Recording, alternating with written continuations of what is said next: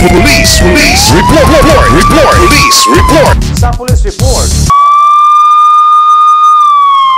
Ang police report hatod kaninyo ni board member Nemesio Imi Lahi-Lahi, board member 2nd District Misamis Occidental, chairman sa Committee on Peace and Order sa Sangguniang Panlalawigan. Police report. Police report.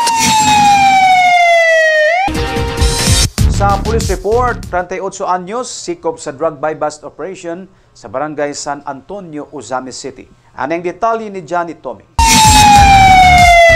Tugyan sa mga operatiba sa Ozamis PNP ang usa ka 38 anyos nga suspect sa gihimong drug buy-bust operation sa Ozamis alas 6 sa kagabion, Oktubre 20 sa Purok 8, Barangay San Antonio, Ozamis City.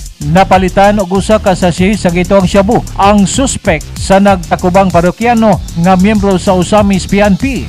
Sa pag-body search nini, lain pang mga sachet sa gitong shabu ang nakumpiskar sa posisyon nini, lakip na ang buy-bust money nga 500 pesos. Ang 38 nga suspect anana sa kustudiya sa Ozamis City Police Station og mag-atubang kini og kaso sa paglapas sa Republic Act 9165 o Comprehensive Dangerous Drugs Act of 2002. Alang sa police report, Johnny Tommy reporting. Ang police report hatod kaninyo ni board member Nemesio Imi Lahi-Lahi, board member 2nd District Misamis Occidental, chairman sa Committee on Peace and Order sa Sangguniang Panlalawigan.